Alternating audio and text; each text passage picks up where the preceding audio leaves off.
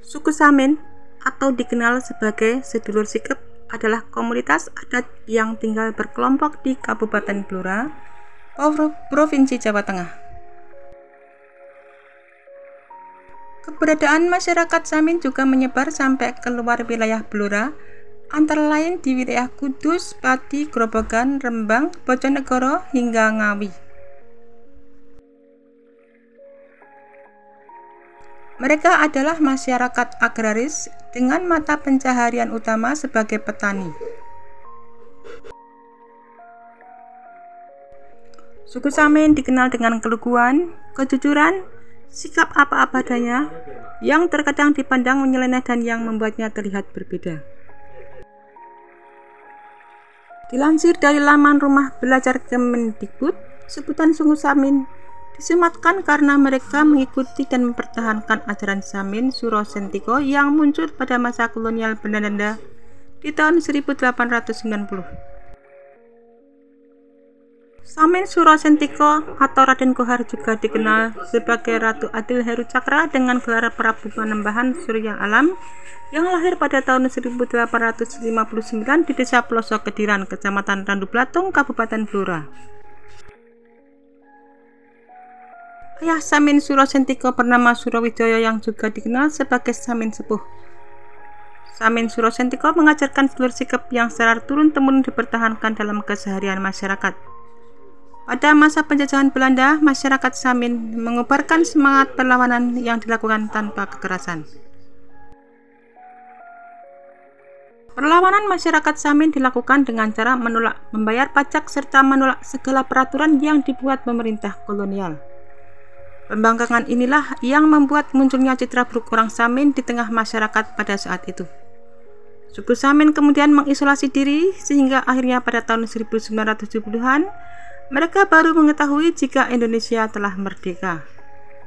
Masyarakat Samin sendiri kemudian lebih suka disebut wong sikep atau sedulur sikep karena sebutan tersebut berkonotasi positif yang bermakna orang yang baik dan jujur. Sementara bagi mereka sebutan Samin justru mengandung makna berkonotasi negatif.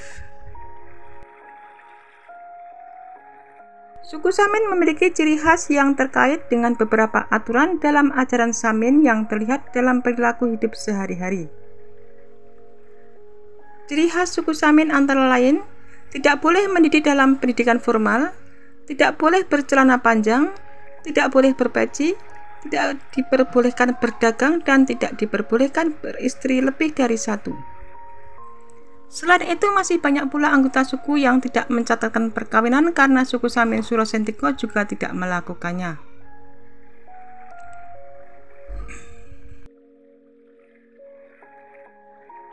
Sementara dalam bersikap kepada lingkungan, masyarakat Samin juga memiliki kearifan lokal dengan melihat alam sebagai pemberi penghidupan. Hal ini tak lepas dari pandangan masyarakat Samin bahwa alam identik dengan ibu atau biung sehingga harus dihormati.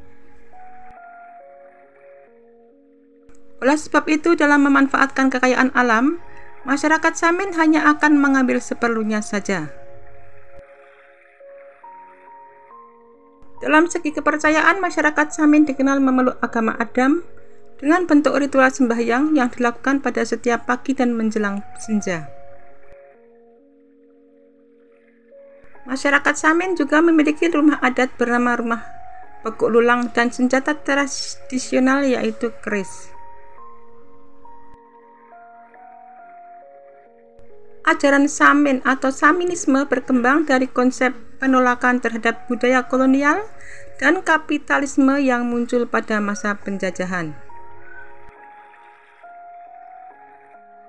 Saminisme juga dikenal memiliki prinsip yang terdiri dari pedoman, tuntunan, dan larangan bagi masyarakat Samin. Pedoman dalam ajaran Samin dikenal dengan sebagai Kitab Kalimosodo yang terdiri dari Serat Punjer Kawitan, Serat Piko Kasjaten, Serat Uri-uri Pambudi, Serat Jati Sawit, dan Serat Lampahing Urip. Sementara 6 prinsip dasar ajaran Samin yang menjadi tuntunan dalam beretika berupa pantangan meliputi drengki, srei, penasten, dawen, kemeren, nyinyo marang sepodo.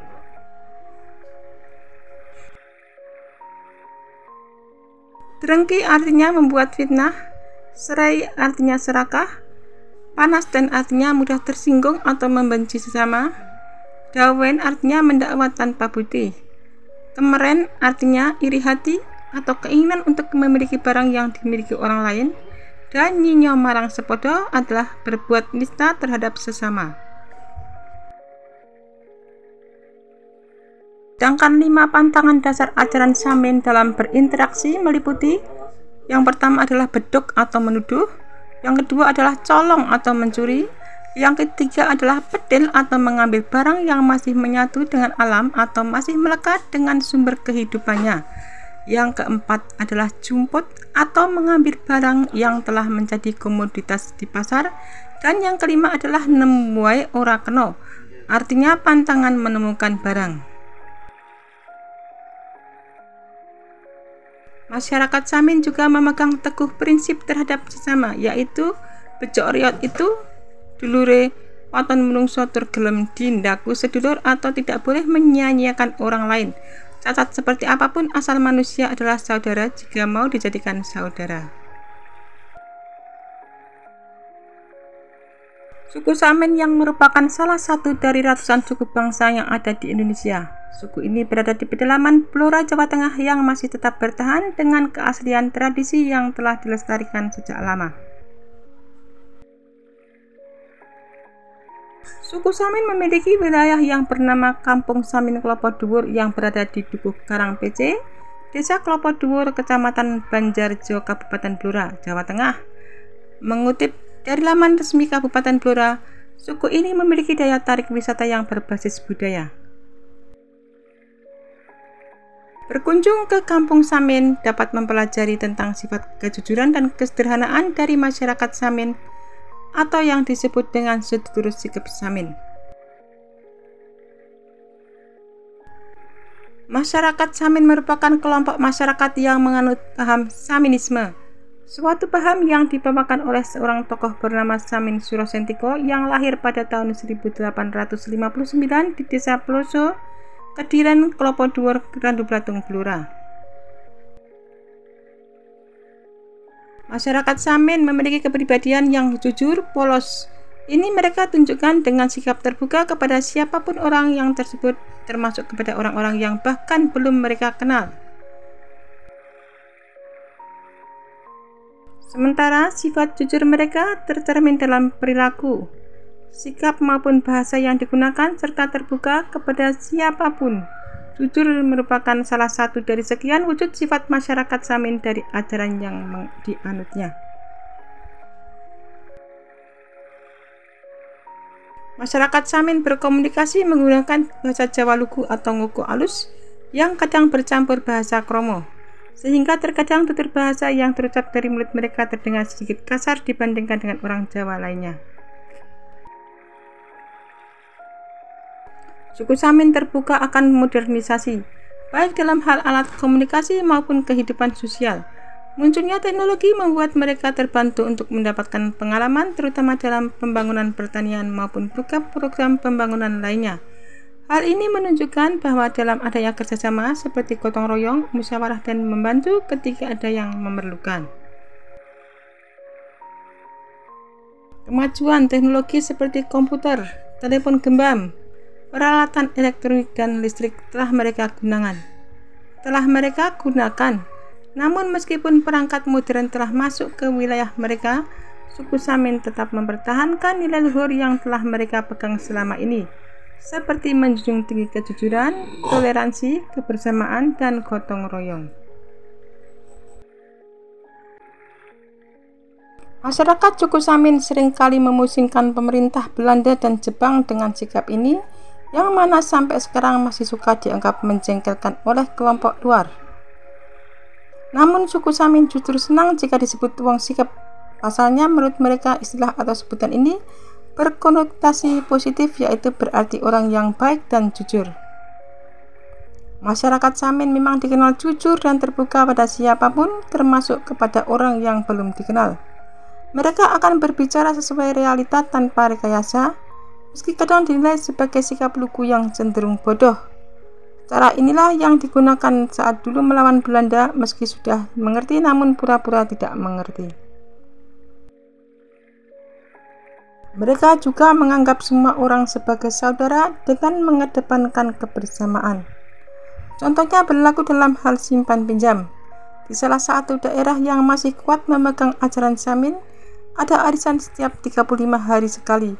Iuran akan dikumpulkan menjadi tabungan lalu bisa dipinjamkan kepada siapa saja tanpa ada bunga. Selain itu, ada juga sikap gotong royong yang tinggi. Misalnya saat ada yang membangun rumah atau mengerjakan sawah, tanpa diminta semua warga akan datang untuk membantu. Gotong royong ini dikenal oleh suku Samin sebagai sambatan atau rukunan. Keunikan lainnya, mereka memegang teguh sholahing ilat atau gerak lidah. Artinya lidah harus dijaga agar tetap mengucapkan kata-kata yang jujur dan tidak menyakiti orang lain. Jangan menyakiti orang lain kalau tidak mau disakiti. Jangan membohongi orang lain kalau tidak ingin dibohongi. Jangan mencelakai orang lain kalau tidak mau celaka, dan masih banyak lagi.